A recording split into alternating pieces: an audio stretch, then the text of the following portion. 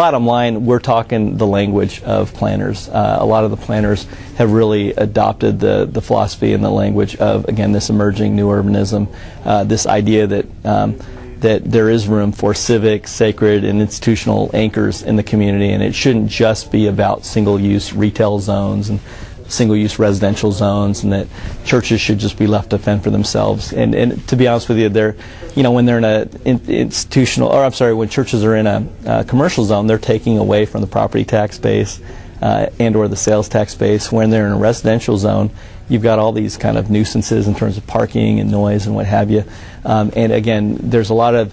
it's just a stewardship of the land kind of idea. If you can go into a situation where you don't have a parking lot sitting empty, but you're able to cross-utilize a parking lot that is, there for retail, for commercial, for offices,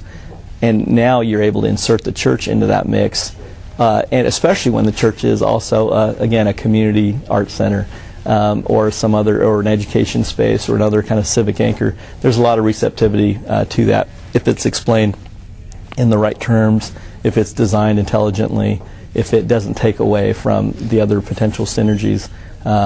that you can only find in those really great walkable mixed-use kind of, we call them postmodern town center type environments.